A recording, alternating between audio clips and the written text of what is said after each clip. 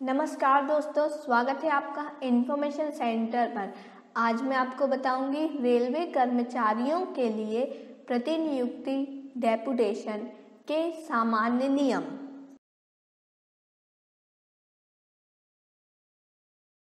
पहला, यह आदेश 5/1/94 से लागू होंगे तथा इन नियमों में किसी प्रकार की छूट के लिए रेलवे बोर्ड से पूर्व अनुमति लेनी होगी। दूसरा, यह आदेश उन सभी केंद्रीय कर्मचारियों पर लागू होंगे जिन्हें केंद्रीय सरकार में पदों पर नियुक्ति होने से संबंधित भर्ती नियमों के अनुरूप बाकायदा प्रतिनियुक्ति किया गया है। प्रतिनियुक्ति के सामान्य नियम। पहला, शब्द प्रतिनियुक्ति केवल उन नियुक्तियों पर लागू होता है जो अस्थायी तौर पर उसी अथवा अन्य विभागों, कार्यालयों, केंद्रीय सरकार के में स्थानांतरण द्वारा की गई हो, बशर्ते वह स्थानांतरण सामान्य क्षेत्र से बाहर हो और जनहित में हो। दूसरा, इस प्रश्न का निर्णय कि स्थानांतरण नियुक्ति के सामान्य क्षेत्र से बाहर है या नहीं, वह प्राधिकारी करेगा जो कर्मचारी की उस सेवा या पद पर नियंत्रण करता हो जिससे उसको स्थानांतरित किया गया हो। तीसरा, पदोन्नति अथवा सीधी भर्ती द्वारा स्थायी अथवा अस्थायी रूप से किए गए सरकारी कर्मचारियों को प्रतिनियुक्त नहीं माना जाएगा। चौथा, स्थानांतरण द्वारा स्थायी नियुक्ति को भी प्रतिनियुक्ति नहीं माना जाएगा। पांचवा, कर्मचारियों के आवेदन पर अस्थायी स्थानांतरण जो जनहित में न किए गए हों, प्रतिनियुक्ति नहीं माने जाएंगे। छठवां, केंद्रीय सरकार से केंद्रीय सरकार में तथा उन मामलों में जहां मूल संवर्ग पद तथा संवर्ग बाह्य पद पर वेतनमान तथा महंगाई भत्ता एक समान हो, प्रतिनियुक्ति बाह्य सेवा के मामले में उच्च वेतनमान वाले व्यक्ति को निम्न वेतनमान वाले पद पर प्रतिनियुक्त पर नियुक्त नहीं किया जाएगा। सातवां, केंद्रीय सरकार से सार्वजनिक उपक्रम में तथा उन मामलों में जहां मूल संवर्ग पद तथा संवर्ग बाह्य पद पर वेतनमान तथा महंगाई भत्ता भिन्न है, प्रतिनियुक्ति बाह्य सेवा के मामले में कोई नियुक्ति नहीं की जाएगी यदि ग्रेड वेतन, एक वेतन वृद्धि जोड़कर अंतरिम राहत सहित यदि मूल संवर्ग पद में किसी व्यक्ति को यह अनुज्ञेय हो, वेतन तथा महंगाई राहत यदि कोई हो, महंगाई भत्ते सहित कुल धन संवर्ग बाह्य पद के अधिकतम से ज्यादा बनता हो।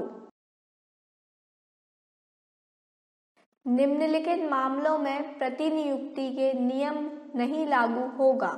पहला, अखिल भारतीय सेवाओं के सदस्य तथा वह जो ऐसे पदों पर नियुक्त हैं जिनके नियमों का विशिष्ट वैधानिक निर्देशों अथवा आदेशों के अंतर्गत नियमन है।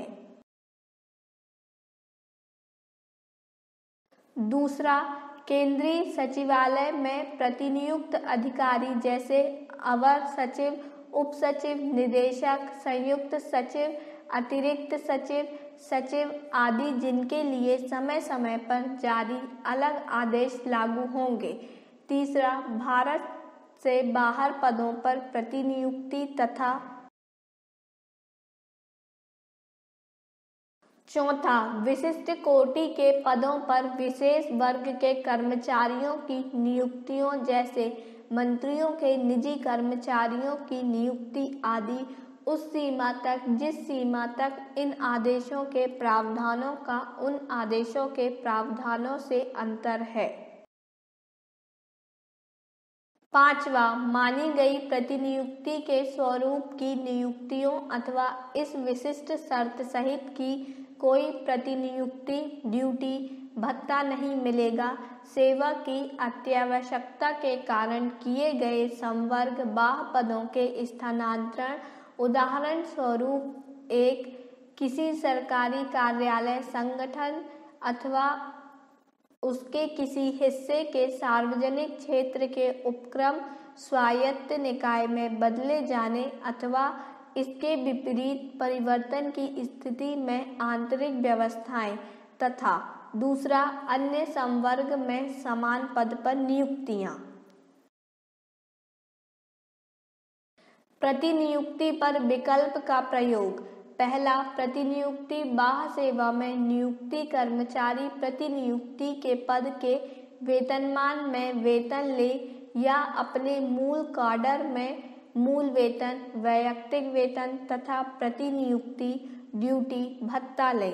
वह अपना विकल्प चुन सकता है। किसी भी स्थिति में निर्धारित किया गया वेतन संवर्ग के बाहर वाले पद के वेतनमान के न्यूनतम से कम नहीं होगा।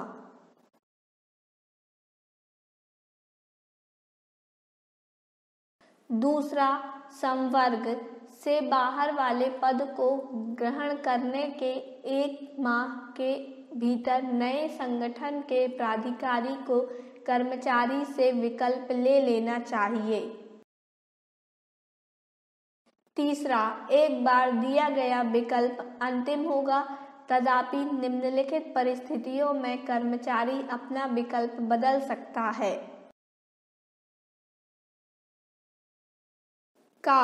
जब वह अपने मूल काडर में निवेस्ट बिलो रूल के अंतर्गत प्रो फार्मा आधार पर पदोन्नत हो जाए। जब वह अपने मूल काडर में निचले ग्रेड में पदावनत कर दिया जाए। जब वह नए विभाग में किसी अन्य ग्रेड में नियुक्त किया जाए। जब वह वेतनमान जिसमें प्रतिनियुक्ति अवधि के दौरान वह काडर पर काम कर रहा हो अथवा प्रतिनियुक्ति पर संवर्ग से बाहर के पद पर काम कर रहा हो, भूतलक्षी रिट्रोस्पेक्टिव अथवा भविष्यवालक्षी प्रभाव से संशोधित हो जाए।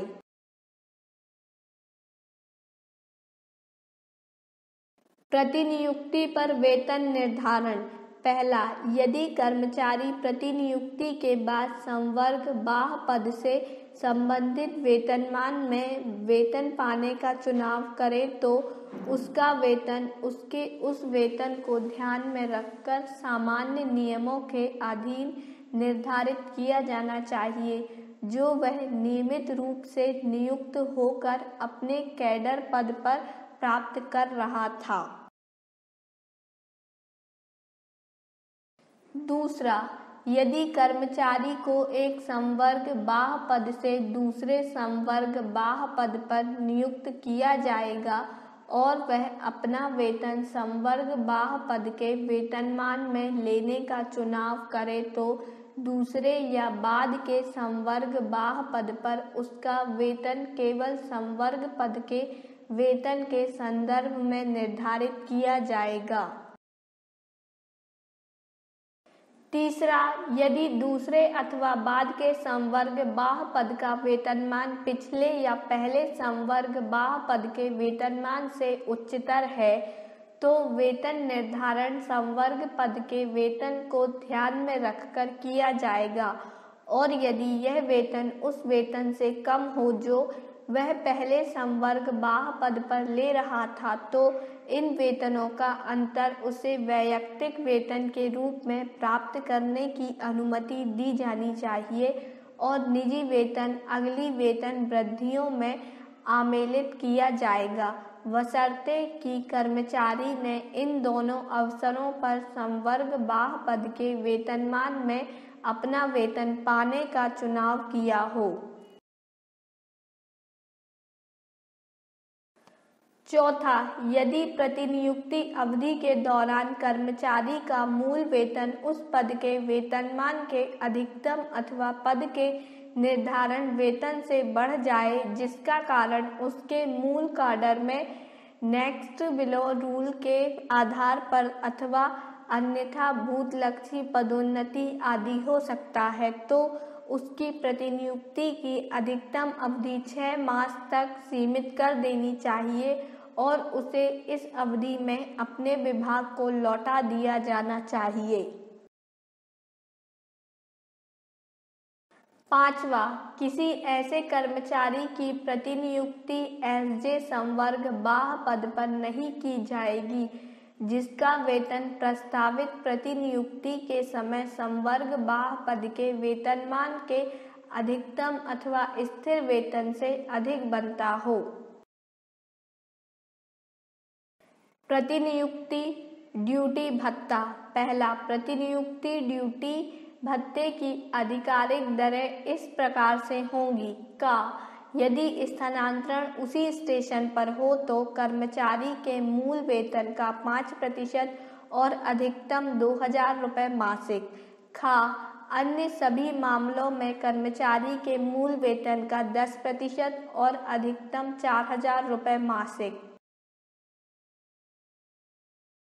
नोट ए, संशोधित वेतन ढांचे में मूल वेतन में अर्थ निर्धारित वेतन बैंड में आहरित वेतन जमा प्रयोज्य ग्रेड वेतन है, लेकिन इसमें किसी भी प्रकार का वेतन जैसे विशेष वेतन इत्यादि शामिल नहीं है।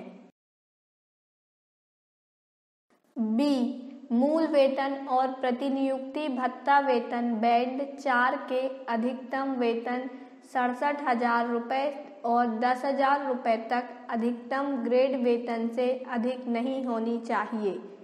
1/9/2008 से लागू। सी, इस उद्देश्य से उसी स्टेशन पर का अर्थ उस स्टेशन के संदर्भ में निश्चित किया जाएगा जहां पर कर्मचारी प्रतिनियुक्ति से पूर्व कार्यरत था। डी, यदि पिछले पद के संदर्भ में कर्मचारी के मुख्यालय में परिवर्तन नहीं होता तो उसे उसी स्टेशन पर स्थानांतरित माना जाएगा और यदि मुख्यालय में परिवर्तन हो जाता है तो उसे उसी स्टेशन पर नहीं माना जाएगा। दूसरा, किसी विशेष क्षेत्र के लिए जहां जीवन की परिस्थितियां विशेष रूप से अनाकर्षक हों, प्रतिनियुक्ति ड्यूटी भत्ते की विशेष दरें स्वीकार्य हो सकती हैं। यदि एक में दर्शाई गई दरों की तुलना में विशेष दरें अधिक अनुकूल हों तो उस क्षेत्र में प्रतिनियुक्ति पाने वाले कर्मचारी को विशेष दरों की सुविधा दे दी जानी चाहिए। तीसरा, एक के अनुसार स्वीकार्य प्रतिनियुक्ति ड्यूटी भत्ते को उपयुक्त रूप से सीमित करना होगा जिससे कर्मचारी के मूल काडर में मिलने वाले मूल वेतन तथा प्रतिनियुक्ति ड्यूटी भत्ते का योग प्रतिनियुक्ति पद के वेतनमान के अधिकतम से ना बढ़े। चौथा, प्रतिनियुक्ति पर गए कर्मचारी को नेक्स्ट विलो रूल का लाभ दे दिया जाना चाहिए परंतु उसके प्रतिनियुक्ति ड्यूटी भत्ते को उपर्युक्त नियम 3 के अनुरूप नियमित किया जाना चाहिए।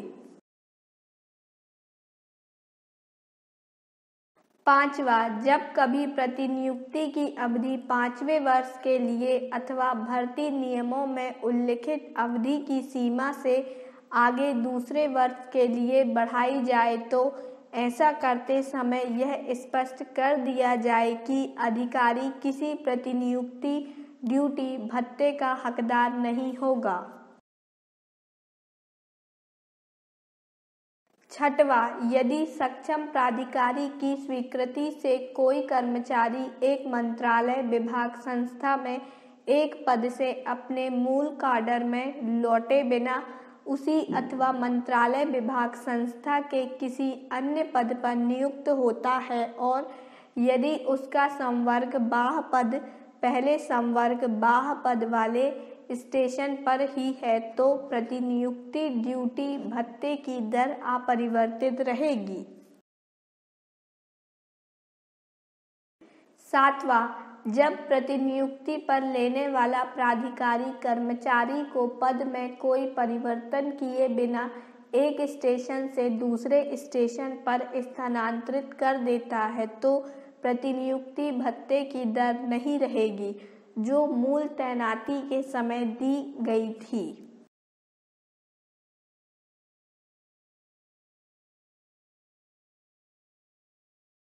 हमारे इस वीडियो को एंड तक देखने के लिए आपका बहुत बहुत धन्यवाद। आपको हमारा ये वीडियो कैसा लगा हमें कमेंट बॉक्स पर कमेंट कर जरूर बताएं और जो इस चैनल पर नए हैं वह हमारे चैनल इन्फॉर्मेशन सेंटर को सब्सक्राइब कर लें। आप हमारे वीडियो को लाइक एंड शेयर जरूर करें। धन्यवाद।